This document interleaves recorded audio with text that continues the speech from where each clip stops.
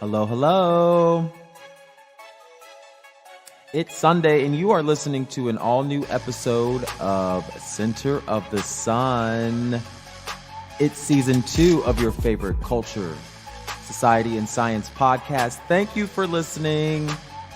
OMG, I'm so glad to be back. We're back on track, people.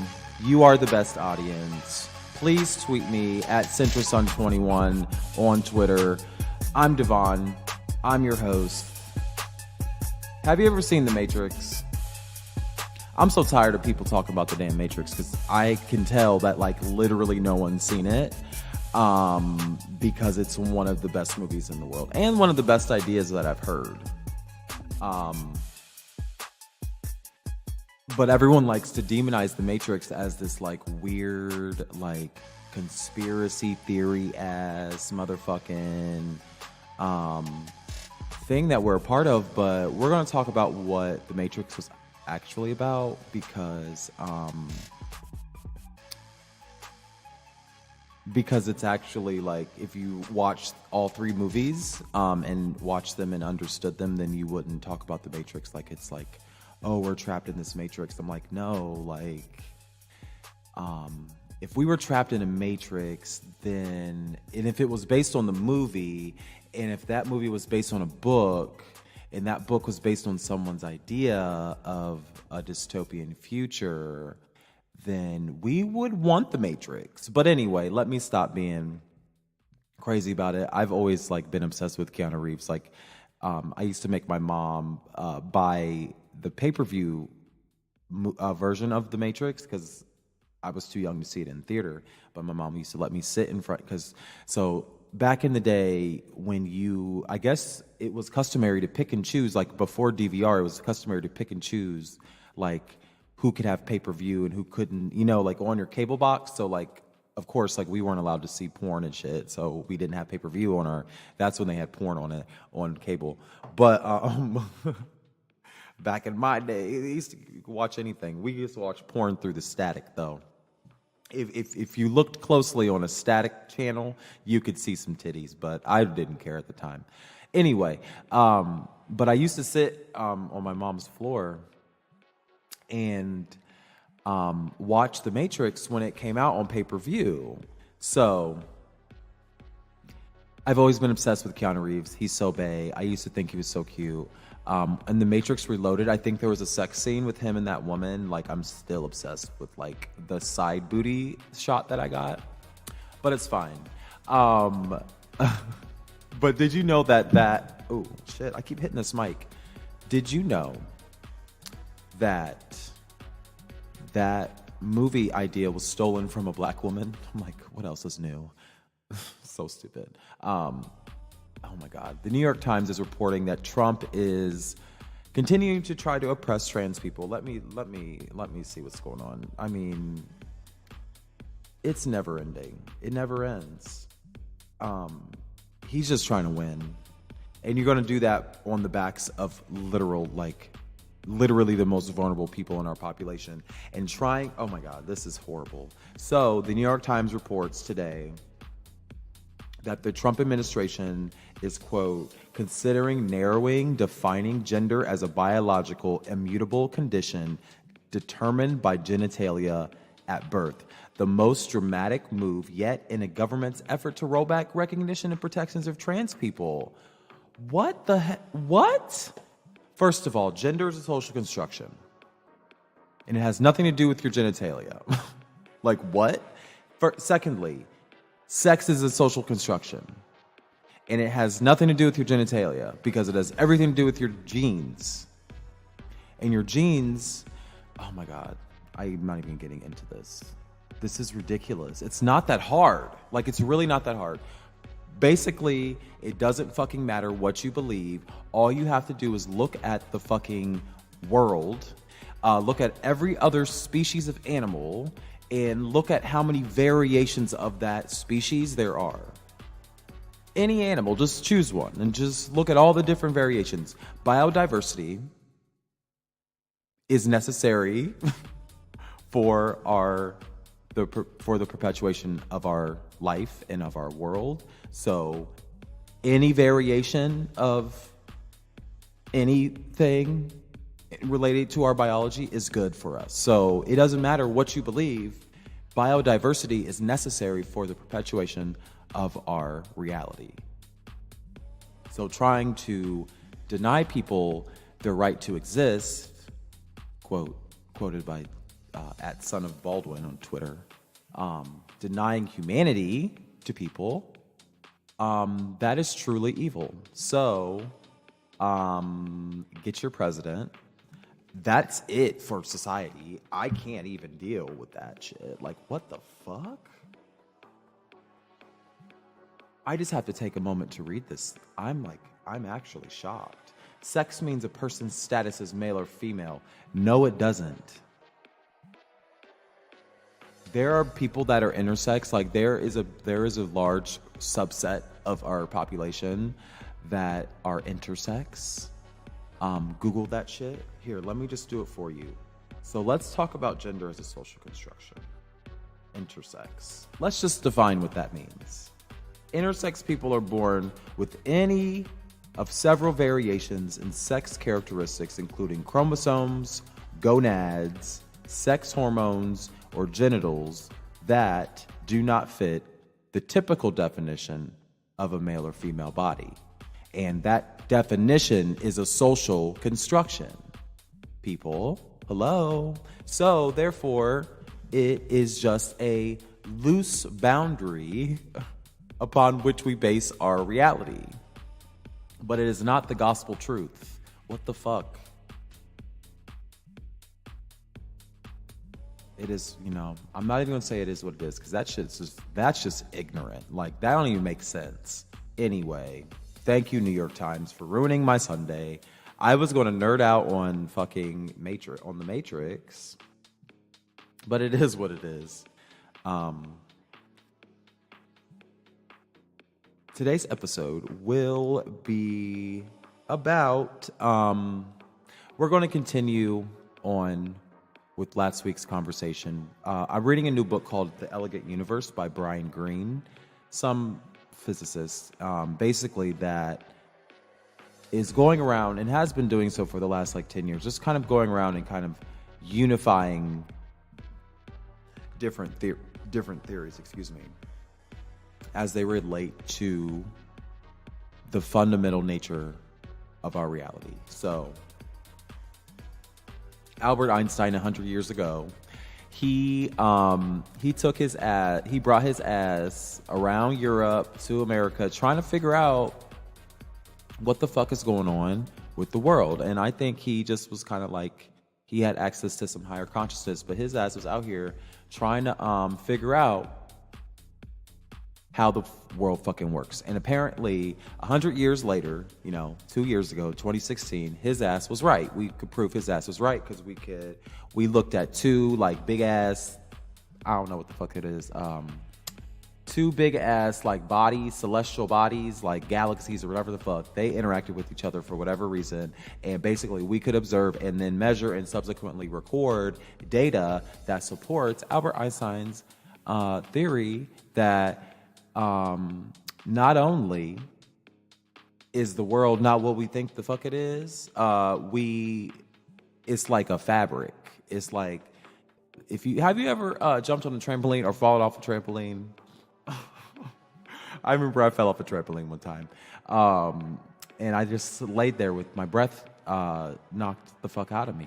But anyway, if you think of a trampoline, drop a motherfucking bowling ball on a trampoline, okay, and then drop a smaller object on a trampoline.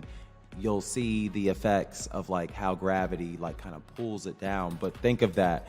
But gravity is the trampoline itself, it's the fabric, and it creates waves. And if you threw a pebble in a pond, it creates ripples and shit. We observe that shit in space, basically.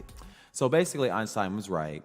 Einstein was he was very sympathetic to the struggle of black people at the time too, because his ass was Jewish. So yeah, that always struck me as odd. He was well, maybe there were a lot of people that just ended up dying, but I'm how did he make it out? How did he know? See, but he was on a higher, like he knew, I'm getting the fuck out of here. National Geographic like a period piece, and it actually made me hate him for a minute because I was like, oh god, he was an asshole. He was kind of rude to his wife, his first wife or whichever wife that it was, because he was a player. I'm like, why are men like this? I'm like, even Albert Einstein was a fucking player, and he was so rude to his wife, and his wife actually helped him a lot, and then he didn't fucking do shit. But anyway, he didn't acknowledge her at all, and then he cheated on her. Like, how dare you? The mother of your children. Albert Einstein was an asshole, but he was right though. Whatever, and he was a man. So I mean, biology, whatever. Biology, Trump. Like, it's a transmutable or whatever the fuck you just said. Like, it's so fucking stupid. Anyway, Albert Einstein fled Europe in the hopes of becoming America's next top model. No, I'm just playing. But he fled Europe because he knew that he was going to die if he stayed. So he came over, he traveled his ass around the world, cheating on his wife and shit, like a fucking asshole, but he was right. So whatever, 100 years later, your ass was right, whatever. But he was sympathetic to the civil rights movement and stuff like that. So I appreciate him for that. And I guess one episode we're going to touch on that, because I think that's I didn't realize that until recently, that he was like, you know what, like, black people, like, stop being so mean to these people because it don't make no sense. But at the same time, he was a white guy, so whatever, privilege, and that's fine. Fast forward to today, I happened upon this book called The Elegant Universe, written by Brian Greene. Sorry if I'm getting off track, but welcome to the center of the sun. Anyway, read this book. It's not a story. It's actually a real book. It's actually very hard to read. Brian Greene, why you're so flowery with your language, but it's actually kind of interesting. Let me grab the book. Hold on one second. Okay. Sorry. I'm like trying to get this fucking shit together. But the whole reason why I was prompted to grab this book was because I'm like finding myself learning about the pineal gland and all kind of stuff. I'm going in this rabbit hole of YouTube videos, and it's for good. It's fun. I think it's fun, but it's like kind of annoying because my thoughts are everywhere because I'm being challenged. All my thoughts are being challenged. But basically, I was watching this video on YouTube, and people keep equating the Matrix with like this evil conspiracy theory. I'm like, if you know anything about the movie, it's like so lit. But anyway, and that the Matrix was a grand plan to create harmony. So I'm like, I don't know what part of the Matrix you watched, but if you watched the end when they were like, we did it, bitch, like we were able to figure out how to create perfect harmony between humans and machines. So I don't know. Dive deeper, people, please. But it got me thinking, because to a degree, I feel like we are being manipulated. I feel like Will Smith in iRobot. You ever watch that movie? Where he's like buying his chucks and like eating his apple pie and like resisting robots. Like, that's the kind of shit that I'm probably going to be like when I get older, which is fine. But Brian Greene got me thinking about the future, and it just worries me because there is a parasitic entity that is like controlling the world right now, and I don't understand. And Brian Greene has always given me hope because of string, because he explains string theory in such a way that allows me to think of the ways that we can transcend this bullshit, because at a fundamental level, everything is equal and everything is a necessary part of our reality. So Brian Greene quotes in his book on page 135 of The Elegant Universe, he says, by contrast, the standard model of how we view the world as elementary constituents of the universe as point-like ingredients with no internal structure. So I remember in science class, well, I cheated a lot, I guess. Not a lot, but like I was not paying attention. Being a black gay man is really hard when you're trying to fucking go to school. And so I just ended up, I was smart enough. I was retaining things, but I didn't like really apply myself like I'm doing right now at 30. I wish I had this sense at 16 or whatever. But we always learn that like the smallest thing in the universe is like an atom, and like that's it. But like, and then like as you go through school, you're like, oh, but now we have neutrons and we have gluons and pions and all that other extra shit. And but we always believe that there's like one fundamental point of just like nothing. I don't know, but basically we don't know shit. So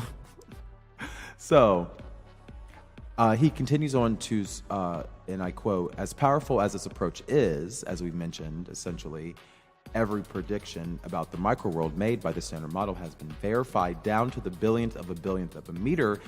The present day, which is the present day technical logical limit. He continues on to say that the Standard Model cannot be a complete or final theory because it does not include gravity. So I'm like, we can talk about atoms and shit, but at the end of the day, it don't add up. Atoms don't add up. Shoot. Let me get some coffee. Excuse me. Sorry.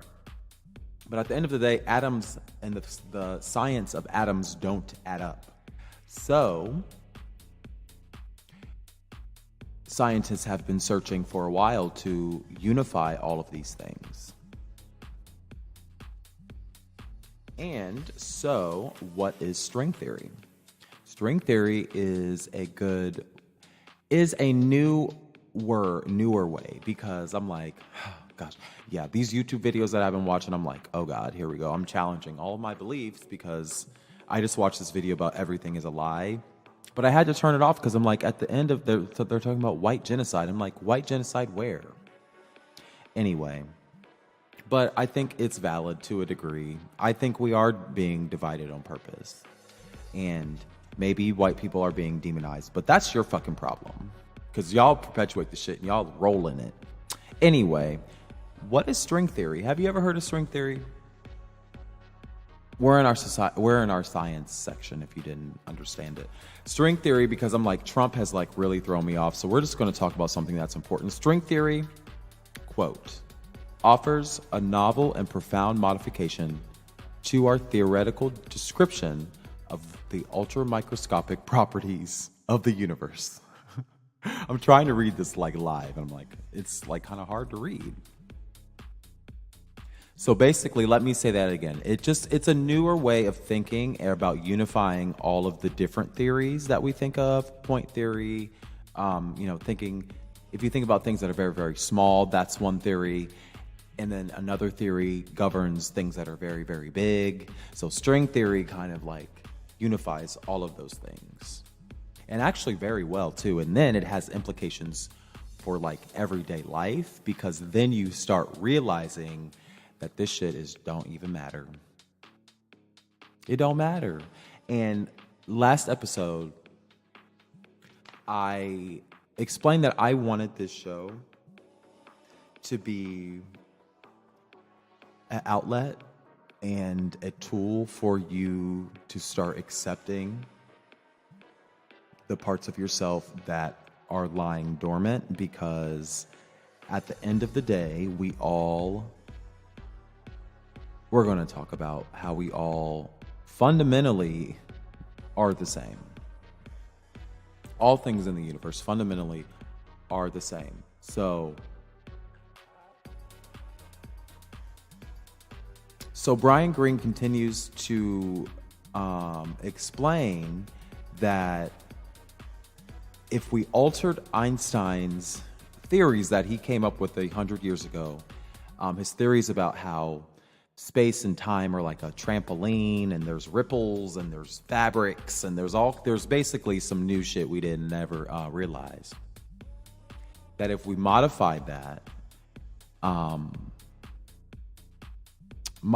those things, we could come up with a new way of thinking. So Brian Greene continues to explain that according to string theory, the elementary ingredients of the universe are not point particles.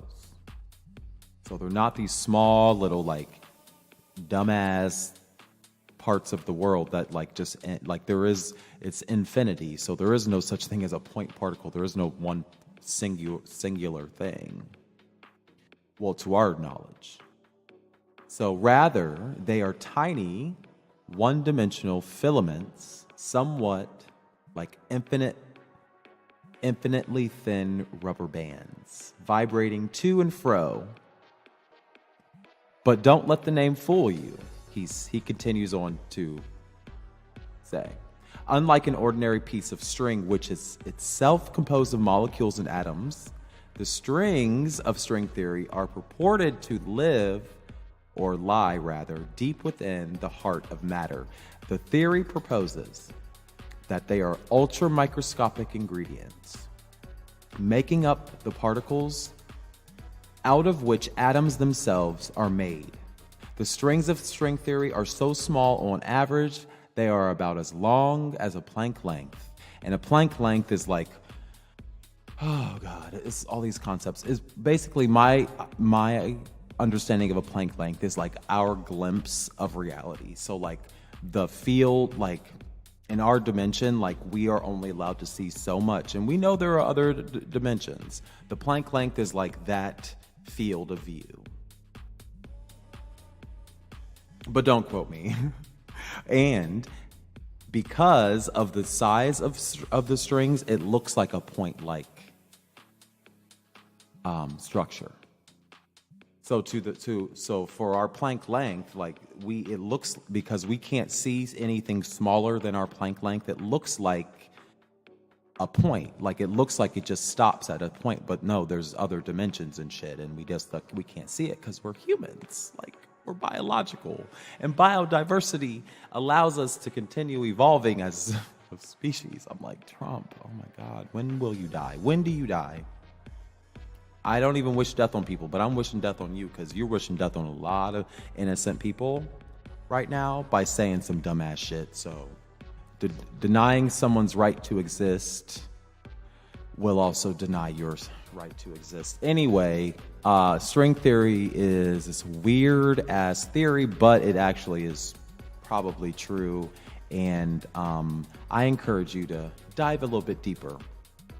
If you don't understand it, you should watch the actual show because he gives it in layman's terms. But I prefer to read the book because it gives me a more in-depth explanation. So imagine a theory that can take multiple theories and put them together and kind of explain that at a fundamental level, it's a wave, basically. We are experiencing reality as vibrations. And that's why, I mean, you see it, if you're a Christian, think of prayer and how you interact with God and how you interact with a higher power. You are essentially sending out a signal from your brain to the universe, and you're interacting with other other waves, and it kind of challenges a lot of our notions. So I encourage you to, don't just take my word for it. Get the book. On centersun21.com, I put a link. It's about $10 on Amazon or whatever. But I put a link to the book in last week's episode. So Brian Greene also does a lot of TV and a lot of YouTube and a lot of TED Talks and stuff. So have you ever heard of string theory? Do you care about physics? Oh, this is physics and science, but like it relates to music, it relates to science, it relates to astronomy, it relates to astrology. If you're a hippie, those crystals you hold and hang on your neck and stuff, the vibration of that rock is perfect. That's why we use them. Like that's why it's a crystal, because it has a perfect atomic structure. It's electromagnetic frequency or whatever, the frequency that with which it vibrates at a fundamental level, its strings vibrate at a certain level, and that's what creates that crystal. The fundamental strings within our atoms of our body vibrate at a certain level, and that's our vibration. That's when you talk about your energy. That's what that theory is. String theory, that's your energy. And your energy interacts with other people's energy and shit like that. I don't know. It's crazy. It's so crazy. And I find that like we get so wrapped up in like the everyday that we forget that if we like really start thinking about what that energy means and how that energy relates to other parts of matter in the universe, like God is within you and outside of you. Think about it. Because God is also made of the same energy. Like, it all kind of works together. Like, come on, hello. Do you believe me? It's hard, but I mean, at the fundamental level, it's math. So math is kind of like the language of the universe. Music is math. Music is also the language of the universe. It's like the best benefit. Do you ever wonder why music makes you feel good? String theory. Because the music is, those energy vibrations are interacting with the energy vibration of your body, of your atoms. Come on now. So that's it for today's episode of Center of the Sun. Thank you for listening. It is an all-new season 2 of Center of the Sun, and we are going to continue on in subsequent episodes talking about string theory, and we're going to be talking about how we interact with other energy vibrations in the world. And so I encourage you to tweet me at CenterSun21 on Twitter. Email me your questions or concerns, host at CenterSun21.com. You can also visit my blog, www.centersun21.com. Thank you for listening. It's Sunday. Have a great day. Have a great week. And I will see you, or not see you, talk to you next week.